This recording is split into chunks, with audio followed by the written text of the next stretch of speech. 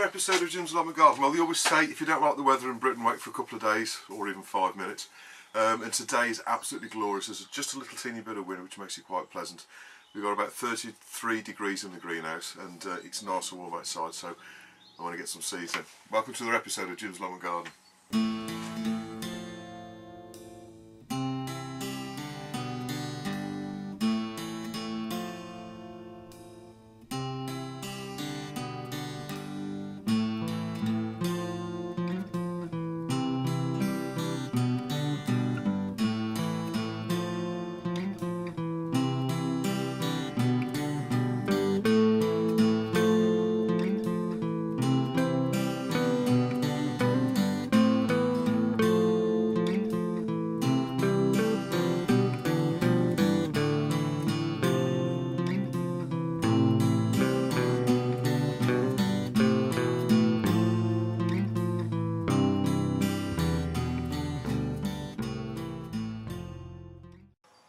So I'm going to put a few seeds in today. The first thing I'm going to put in is it's time to put in the beetroot. Now I'm going to be doing two different types this year. The first one's called Chigagia, is it, or Chiogia beetroot. Anyway, that's the pretty stuff that's got. It kind of looks a little bit like a sort of red onion, and it's got these sort of rings inside it. And this is from Sutton's. So there's sort of 300 seeds in there for sort of £1.70, so that's quite good value. This other one as well is the Perfect 3. Again, sorry, this is from Mr. Fothergill's seeds. So I'll be putting those in, and the seeds look obviously the same between the two, and they're sort of. I'll just get you the seeds out so you can actually see what they look like. And the seeds kind of look a bit like that. Now I'll sow these in drills directly outside, and so what I do is I get make a drill around sort of an inch or so deep, and then what I'll do is I'll just sprinkle the seeds in along. I'll be putting a row in of each of these. The row won't go quite all the way across the allotment. It'll be sort of most of the way across, because I'm going to have the beans at one end. So these are going to go up the side of the parsnips and the swede. And so I'll be putting those in. Today also what I'm going to be putting in is the perpetual spinach. Now this is the spinach I always grow.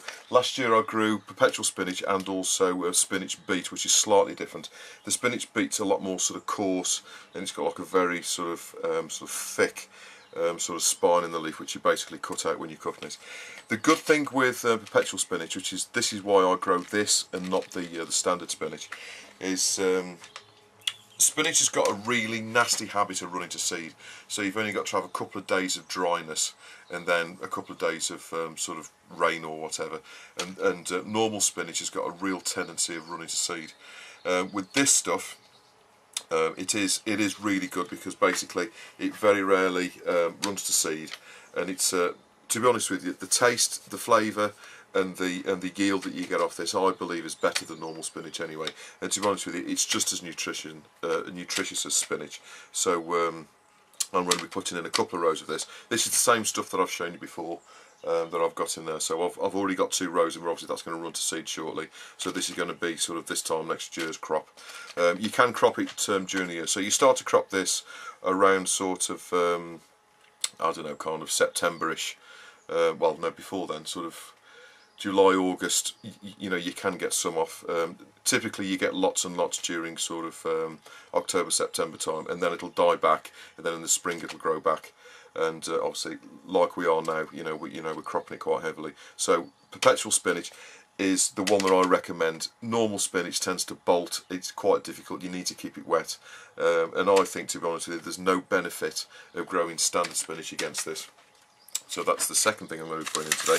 I have actually got 2 packets of seeds, but I'm likely to only put 1 packet in, but I've got a couple just in case. And the second thing, which I mentioned in previous videos, are the other parsnip seeds. Now, as I showed you the other day, these have now chitted. I've got the 4 different types that have chitted, as you can see the little seed on there. So I'm going to be putting these in the ground as well today, as it's a nice day. I'll be putting another row of parsnips in, splitting them up into 4 so I can see how the 4 different varieties work. And I'm also going to be putting some in with some little cloches on to see how that basically makes them grow better in the garden. So that's what I'm going to be doing in the next few minutes. So I'll show you a video of me doing that now. Okay, so the spinach seed is looks very much like the beetroot seed, with them being from the same family. Now what I tend to do is make a drill about kind of 6 inches or so in width. And what I like to do is just spread the seed around within that drill. Now you're going to get pretty good germination from this anyway. But what I tend to do is put plenty of seed in. So as I say, there's 250 seeds in each of these packets, and then all you need to do is, as soon as you've got the seed in, then just push back the soil. Now this soil has been rotivated really well, so it's nice and fine, and the bit of rain that we had last night is going to really help with this, because the ground is nice and fine and sort of crumbles up really well, and the seeds are going to germinate really well. Obviously I will give them a little bit of water just to help them on, but this drill's around, I typically plant them around sort of 1 inch or so deep. You can go slightly shallower, but the important thing is with this is you make sure that the ground has been dug over really well, and that the ground is it hasn't got any lumps in it or anything like that, because with the spinach it does really benefit from a well sort of dug ground. So I'll just continue to do this row, and then I'll show you in a couple of weeks' time when it starts to come up. Okay, so this is where the second row of parsnips is going to go in, and this is where we're going to run one of the experiments. Now this first one is parsnip javelin, and as I've shown you before, the seeds have got little roots on. So what I'm going to be doing, the first quarter of the row, what I've done is I've done a drill down here which is around sort of 1 inch or so deep. What I'm going to be doing is just spreading the seed in this drill, and I'm basically putting the seed, I'm selecting the seeds which have got roots on, and I'm putting them around kind of about sort of 4 inches apart, in mind that I will be sort of thinning sort of half of these out. But basically what I'm doing is putting the seed every 4 inch, every one that's got a root on. Any that don't have a root on, I'm going to discard at this point, or what I might do is just put them in sort of randomly up the row. But basically I'm not touching them with my hand, I'm just taking them out a seed at a time with a little nameplate, and basically what I'm doing is just hooking them onto the end of there, and then placing them in the row about sort of 4 inches apart, like that. So I'll continue up the row, but what I'll have is obviously javelin at this end for the first quarter of the row, and then I'll have some of the other two. Obviously we've got arrow, we've got white gem, and we've also got Albion parsnips, which I'll be putting in. So the first part will be javelin, and then I'll do a couple of metres of these, and then sort of continue up the row. So I'll show you that when I've got it finished. So in these two rows here I'll be putting the beetroot in. As I've already said, I'm going to be putting 2 varieties in. Now you get plenty of seeds, and there's sort of 3 seeds in each packet. And really the only thing to put in the beetroot, all you need is your hand. So I've already raked the ground nice and flat, and all I'm going to do is basically just run my hand down like that to form the drill. And really you're only putting these in probably about 2 centimetres deep, obviously putting out any little weeds that possibly have come through over the past week or so. And this rain that we've had has really helped with the soil breaking up. This has all been rotivated, obviously, as you've seen in previous episodes. And I'm just going to sprinkle the seed down. Now you're going to be thinning these out later anyway, so you want to put sort of a seed every I don't know, every inch or so, I guess. But as you're thinning it out, you need to, you don't need to be sort of worried too much about how close they are. Just let them fall into the ground. As I say, the seeds are reasonably cheap to buy anyway, and I just put them in like that. And then I don't know if you saw that then, but what I'm doing is make the drill with your hand like that along the top, and because the soil's nice and broken up and loose, and I always leave the string in with these sorts of crops, so I can actually see when I come to weed in a few weeks' time, I'll be able to see where the seedlings will be, and then just sprinkle the seeds in like that into the drill. As I say, these are about sort of an inch or so apart, and then just by kind of doing that kind of action, just bring the soil back over the seed, so the seed ends up around kind of 2 centimetres deep.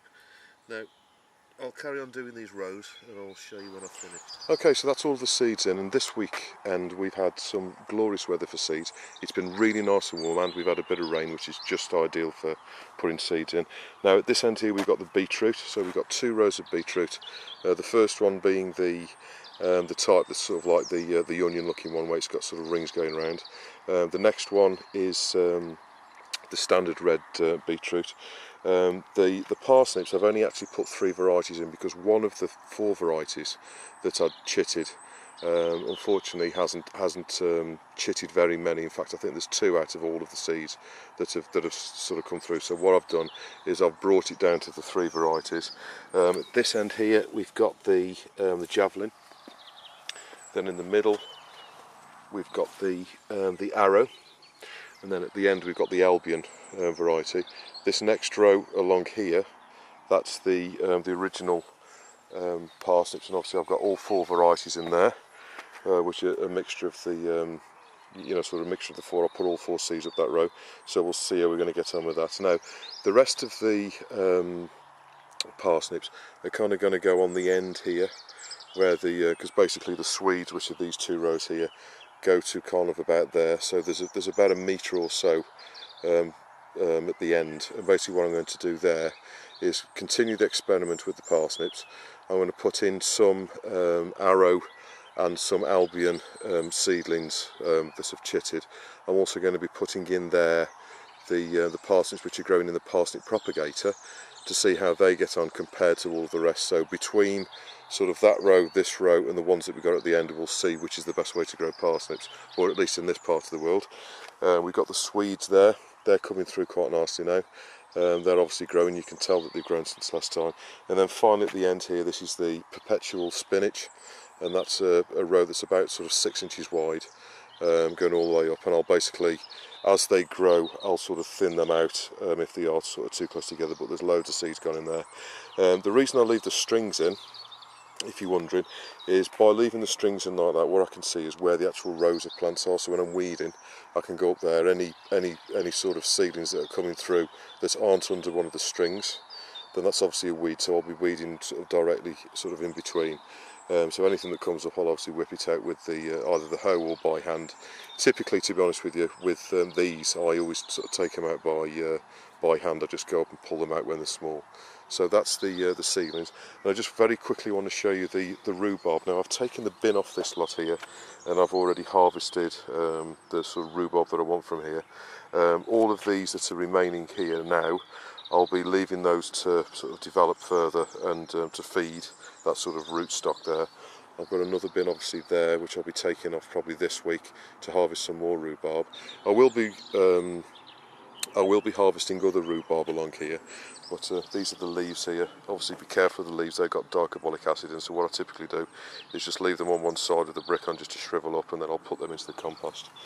I just quickly want to show you the difference between, this is vegetable rhubarb, which has got like a greeny sort of tinge to it. It's all good for puddings and that, but this is basically called vegetable rhubarb. So it's got a green, it's got some sort of pinky tinge to it, but it's predominantly green, and that's got quite a tart sort of taste to it. Now this rhubarb we've got here is a pudding rhubarb called strawberry, and I don't know if you can tell, perhaps can't tell from looking at it from there, but let me find a piece. It sort of looks a lot redder than the other rhubarb. In fact, to be honest with you, looking at it now, it doesn't look that much different. But I can assure you, this type is a pudding type, and it's more red, where the vegetable rhubarb, which is this larger sort of batch over here, that's a lot green. This one is a lot sweeter in taste, obviously because it's a pudding type. The vegetable type, the green type, is much more vigorous in growing and makes considerably bigger sort of leaves and stalk, and you can see the size of the leaves in comparison to my hand. But this is also good for puddings, and it's also good for sort of baking and making crumbles and stuff like that with. So that's the rhubarb as it is today. Okay, so thank you for all the comments that have come over in the last week or so. I do appreciate your feedback on the channel, and I'd just like to go through a few of them that are going to be useful to other people. The first one comes from Fruits of Life, and they were talking about growing the trees that I've put in at the front. There's a cherry tree in the middle, and they were saying, would it be better to grow it out as a fan rather than the espalier, sort of going out in straight lines. I did consider doing it as a fan, but because all of the others are growing as the espalier, I thought I'd just keep them all the same. But you're possibly right. Cherry trees, I think you could potentially grow either way, but I've chosen to put them across the wire sort of lengthways, just so it so it ties in with everything else basically, if you can excuse the pun. The next one's from Nigel Muddy Boots. Over in Wolverhampton. He was saying soaking the sweet corn seeds.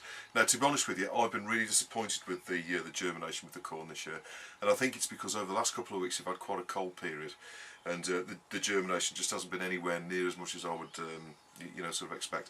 And what Nigel was talking about was actually soaking the little corns before you actually sow them.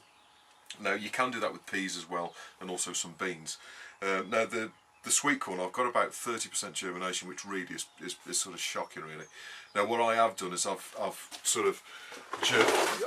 put in a second load. As you know, the seeds were sort of Frenchy, and what I've done is I've set another 3 of these full, which there's probably I'm going to 8, 16, 17, 18, 19, 20 in each of these. So I've actually put in another 60 plants. So hopefully they'll be okay. But the first batch that I've put, for some reason, just haven't sown properly. Now, what I'm going to do is leave the first batch, see what happens, and then if I've got some spares, then obviously I can give them away. But I have actually grown the second batch. Now, Nigel said he's had good germination this year, and also I think it was Ken Fuller. He's also said he's had good germination this year, and I think it's basically just been due to the weather. I think if you'd have sown them a week or so ahead of when I did, they'd have probably germinated a lot better. So I think it's the cold snap that we've had over the past couple of weeks. It's not been quite as warm, and I think that's possibly why mine haven't germinated as well. It's the luck of the draw when you put them in, really. But as I say, I've sown another 60 odd seeds in those trays, so I'll get corn one way or the other. The next one comes from Panthers 6951, and they were talking about the soak hoses and from water. But now, the things with the soak hose, what you've got on the hose, all the way along the hose, you've got really small sort of little holes, and the amount of water that comes through there is obviously going to be proportional to the pressure. Now, mains water pressure is around sort of 2 bar of pressure. Now, if you've got a water butt, obviously you're going to have nowhere near that amount of pressure. So what you may well find is if you connect a soak hose to a water butt or a reservoir of some kind, the water's not going to really come through, because you're not going to have the pressure unless you have some kind of pump there to pump the water through to generate that pressure. So really, with soak hoses, you really need to connect them to the tap. The other way you can do it is obviously with the drop. If you're lucky enough to have a garden which is on a slant like that, if you've got a water butt at the top, obviously when you get to the bottom, you're going to have potentially, I don't know, 20 metres of drop. You could potentially generate the pressure that way. It won't be anywhere near as high as mains water pressure, but you potentially could get it to work that way.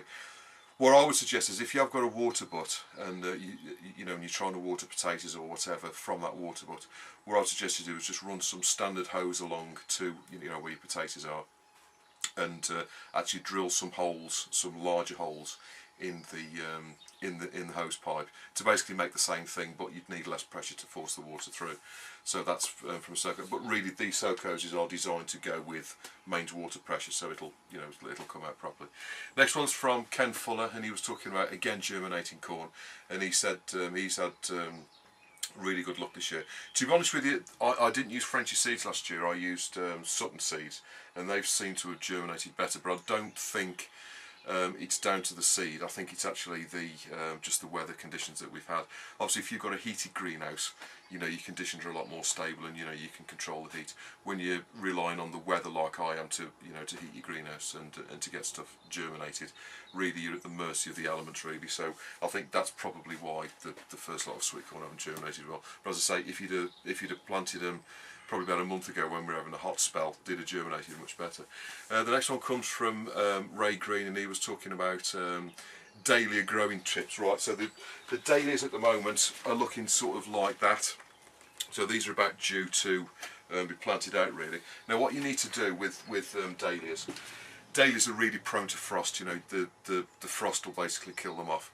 You can get around this one or two ways. Either do what I do and lift them every year, so basically plant them in the garden, enjoy them during the summer, and then as soon as it gets to kind of September, dig them up, cut the tops off, so all of the growth that you've grown that year, cut all that off, dig them up, shake all the dirt off, and then turn the whole thing upside down, and then put that in a pot or a bucket upside down in a quiet corner, either in your greenhouse or in your shed or your garage, so you don't need light.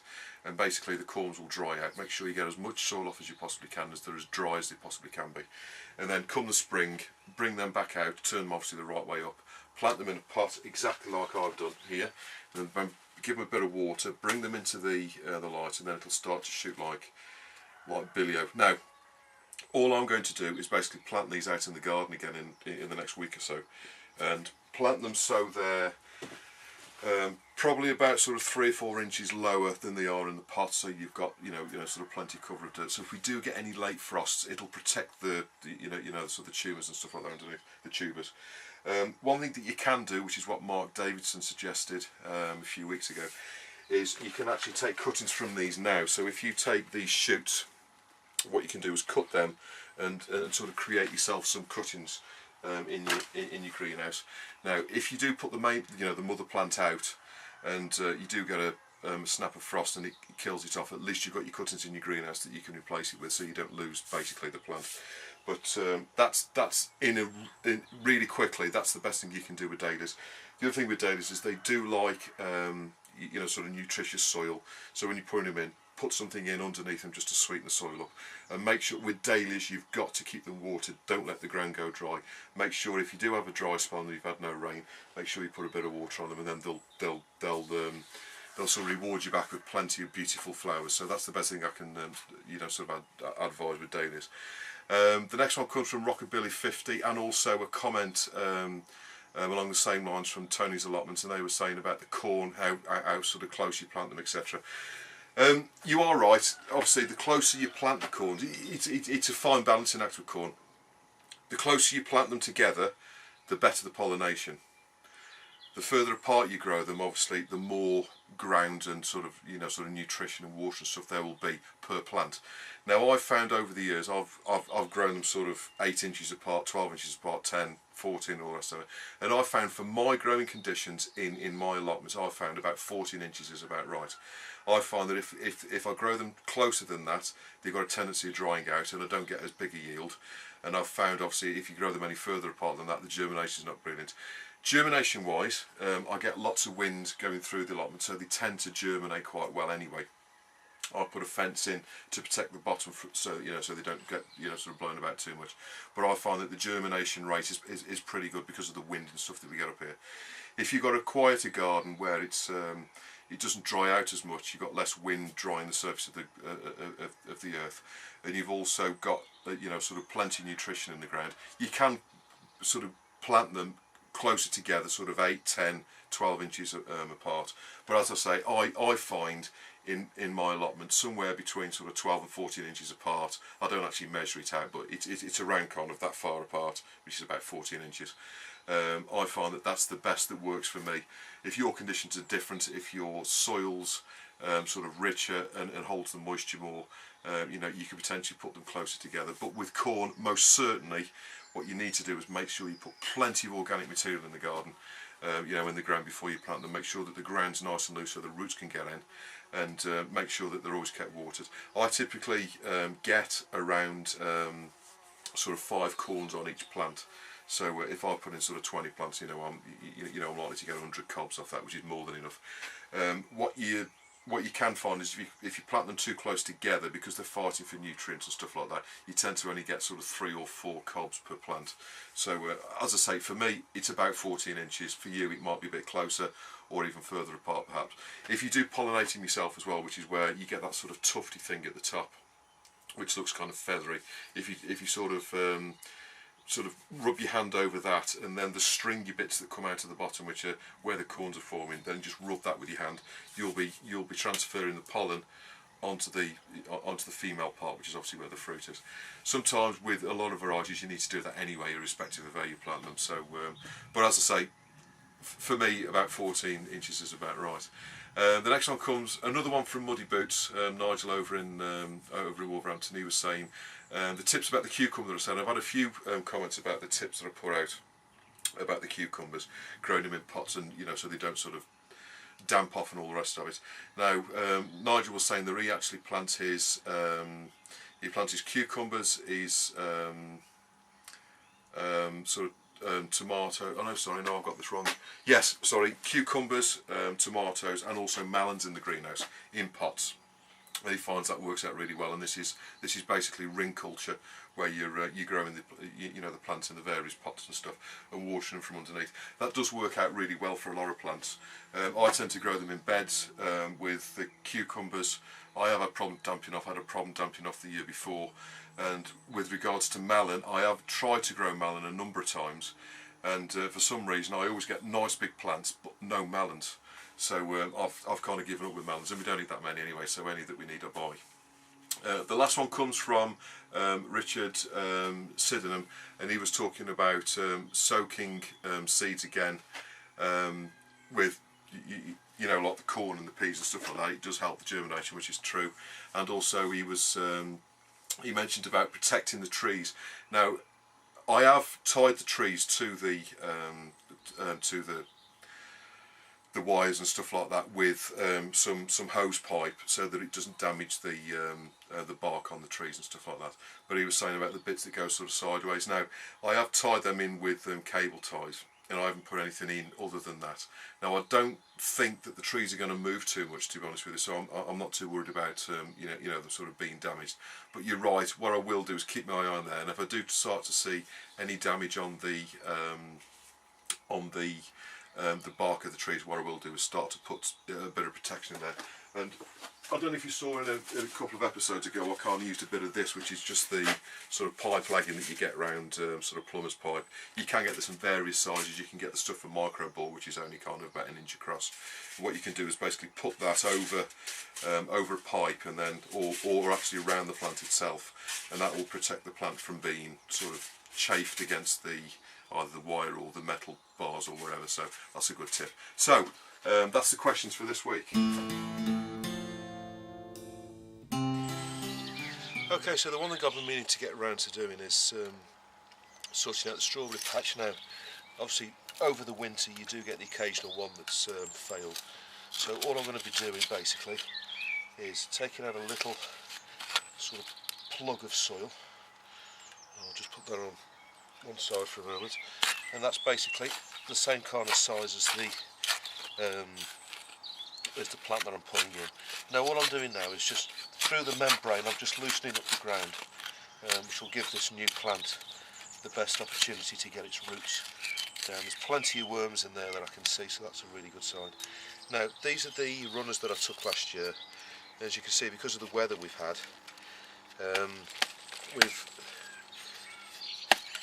it's already starting to flower, so it's really a good idea to get these in now. So I'm just going to bob that through the membrane like that, pushing it in nice and hard. And what I'll be doing is giving that a little bit of water so it can get its roots in, and I'll be going round any spaces where there's a hole and there's no plant. I'll just be bobbing one of those in like that, and I'll just be giving it a little bit of water just to start it off. But those are the runners I saved last year, and that's me putting them in. Okay, I've also had a few questions over the last couple of weeks about the metal pipes. These pipes that I've made a few weeks ago, and you saw me putting the coating strip around the top to protect your hands. And I've been asked, what am I going to do with these? Well, basically this year I'm also going to do another experiment, something I've not grown in the past, and that's these. And these are sweet potatoes. Now, sweet potatoes, you need to be careful in our sort of climate in the UK. These plants really don't like frost, so I'm going to be putting these out towards the end of May in these pipes that I've made. I was originally, to be honest, I was originally going to plant potatoes in these, but because I put 12 rows in, I think I've got enough normal potatoes. Now these sweet potatoes, I've actually bought 2 plants. A little bit expensive, they were £3.50 each, but as it's an experiment, we're just going to see how to go. You can buy them normally by buying what's called the slips, which are the little shoots that you get, and you can buy them over the internet from various places. But as I saw the plants, I thought, well, I'm only going to grow 2 anyway, just to see how we go. And so I'm going to grow them in these pipes to see how, how they grow this year, and then if they're successful, I'll grow a few more next year. Now, with sweet potatoes, they're really it's a massive plant by the time it's finished. To be honest with you, the plant grows all over the place. It's like a vine sort of plant, as you can tell from the from the sort of the look of the plant. And these sort of these shoots basically grow everywhere like a weed. And basically, so what I'm going to do is grow them in here in some really good soil. I'm going to put some chicken muck and stuff in there as well, just to keep them nice and happy. You need to keep them reasonably well watered. And what I'm going to try and do is, rather than the plant trailing all over the place, all over the ground, what I'm going to do is put some kind of, when I plant them in here, I'm going to make like, I'm going to put 4 bamboo canes in here as well, and I'm going to try and trail them up around the bamboo cane rather than them sort of going all over the ground. If this works or not, I don't know. As I say, it's an experiment. I'm going to try this year. If it works, great. If it doesn't, I'll try something different next year with some other plants. But as I say, with gardening, a lot of it's experimentation. It depends on what works for you in your particular environment. So, I hope this episode of Jim's Allotment Garden has been of some use to you. Please don't hesitate to put any questions or comments you've got below, and I'll always get back to you. And I'll see you on the next episode of Jim's Allotment Garden.